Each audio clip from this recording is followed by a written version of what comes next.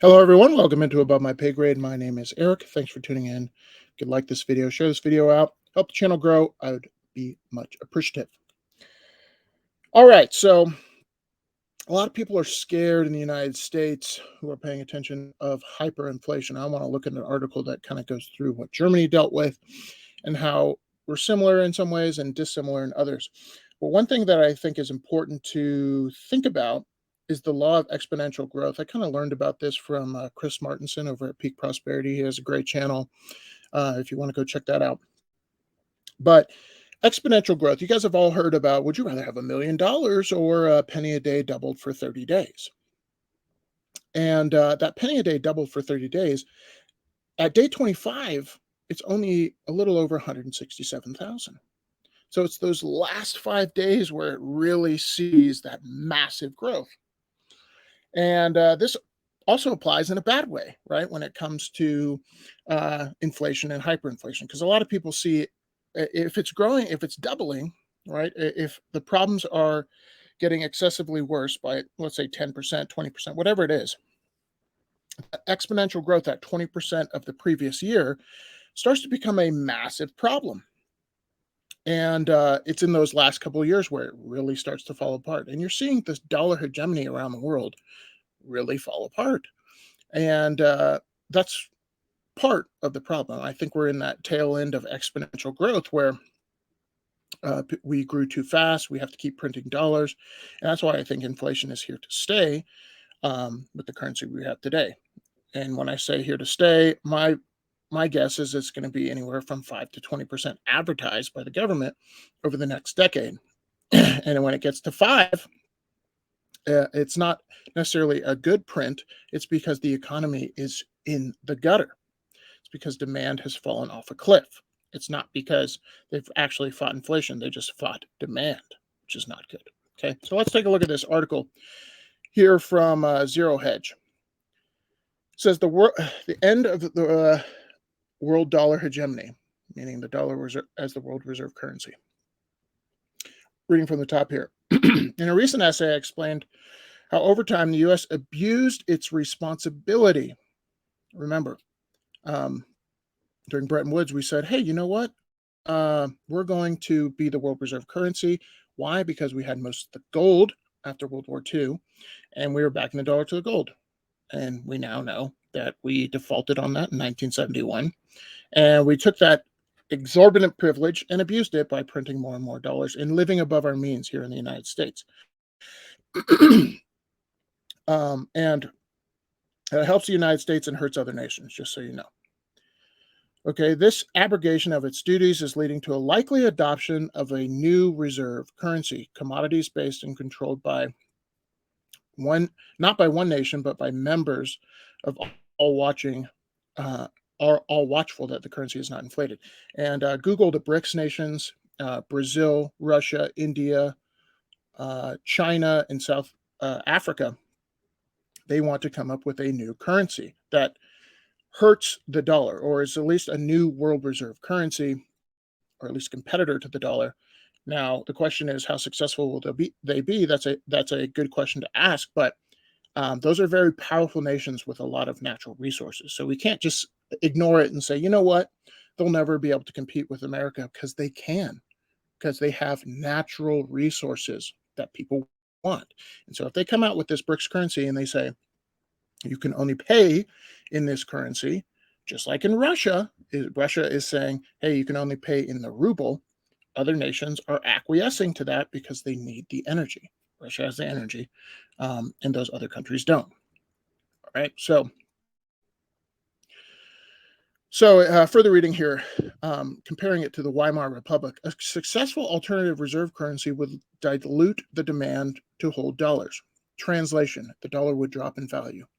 And when the dollar drops in value, things go up in price, right? Because if demand is high for something, the value goes up, right?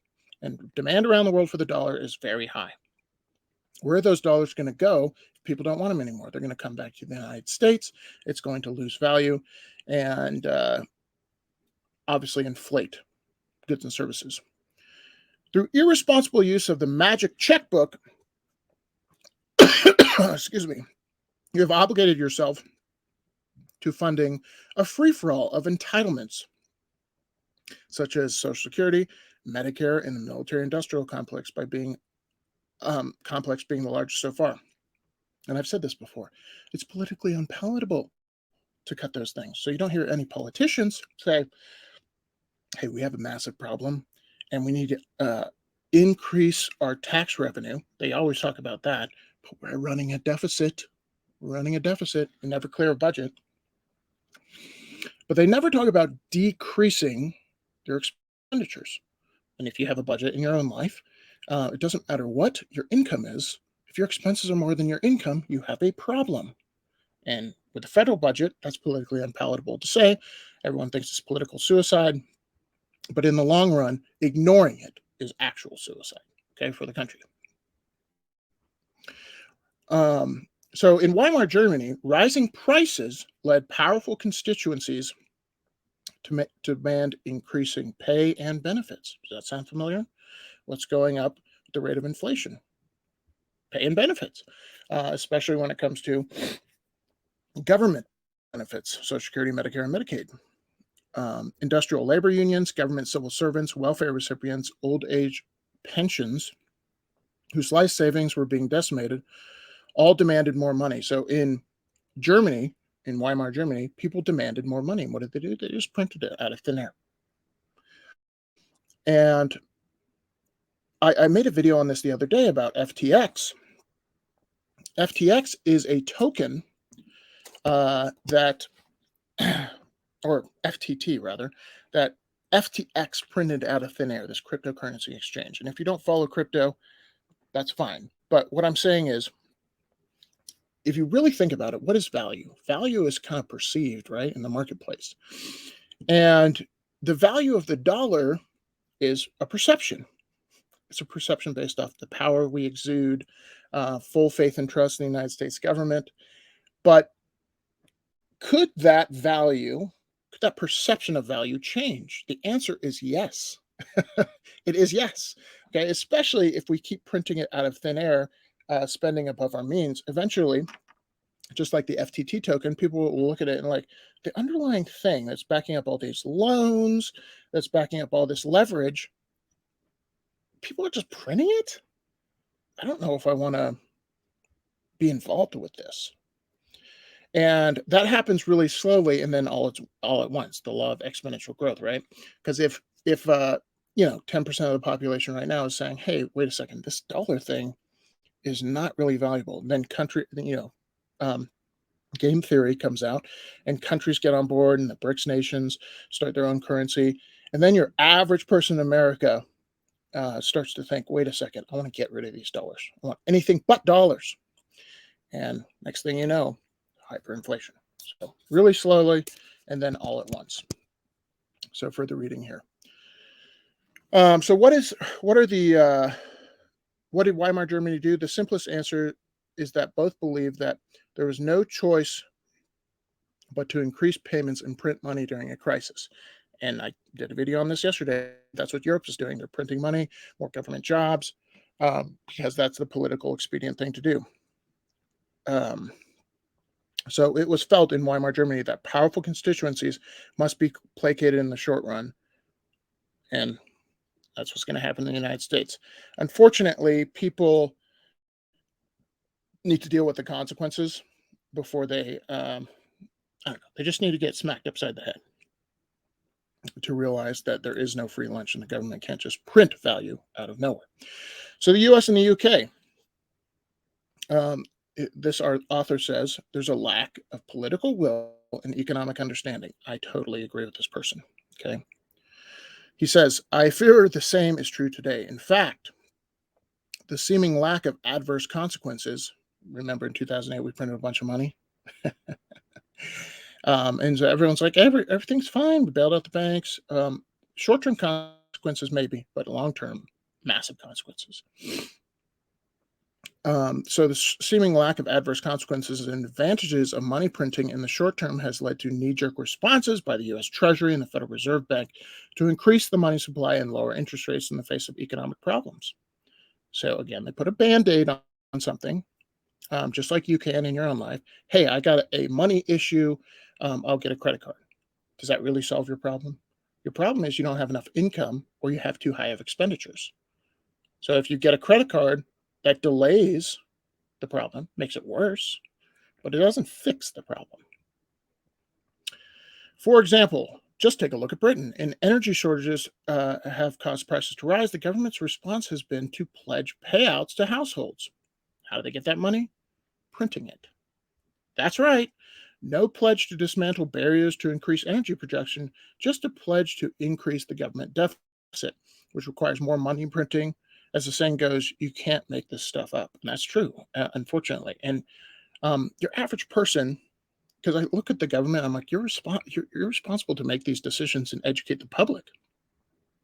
And the public is thinking about making ends meet, filling up their tank, feeding their kids, and all this kind of stuff. And they don't have the time to to be a part-time economist.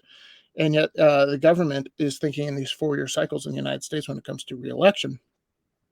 And so they just do the political expedient thing. And unfortunately, I do think you do need to be educated on economics, because when you vote and you think printing money works, um, the country as a whole is going to pay the price. Looking back to Weimar Germany, remember the Reichsbank in Weimar Republic Germany actually had to print physical money. The US Federal Reserve only needs to click a few buttons on a computer. If you've ever seen that Jerome Powell interview from 60 Minutes, they asked, how do you print it? And he's like, yeah, we just add digits to a computer. As prices rise, powerful groups demand more money. Police, firemen, road workers, etc. demand that they not suffer a lowering of their lifestyle. Since government is spending someone else's money, it accedes to these demands every time. And so if you think somebody's going to come in here, whether it be a different political party, and fix the problem, uh, you're not a student of history, because it's a bipartisan issue. It's politically expedient to do. So what will happen on the ground? Where does the government get its money? State and local governments get money from state and local taxes. So captive property owners get increasing tax bills to pay for maintaining public schools, teachers, police, etc. They don't have a money printer. So local state taxes and your municipality, they have to raise taxes. Here's a big one. Social Security recipients must be compensated, of course. So payroll taxes are increased, which depresses business. I don't think they're going to increase payroll taxes, by the way, for Social Security. I think they're just going to print it. Therefore, it means American products become less competitive on the national world market, because people are demanding higher wages in order to make those products. So again, this happens really slowly and then all at once. And I'm being a student of history, if you look at the math, no one likes the person who's always Chicken Little, but it really is just math. And if you look at the math, you think to yourself, at least I do, I want to bet against this system, because I think this system is going to fail. I think the dollar system is going to fail because we're printing too much. I don't think we're going to be able to pay for things that the government has promised. And I think when the government starts breaking its promises, things like Social Security, things like retirements for federal workers, et cetera, the confidence in that dollar, like I said at the beginning of the video, the confidence, it's really a shell game. It's Fugazi, right? So when does that confidence fall apart? Really slowly and then all at once. When the government starts breaking its promises because they cannot pay for what they promised, that law of exponential growth is going to kick in good and hard, in my humble opinion. Let me know what you think in the comments below. I'll see you guys in the next one. Peace.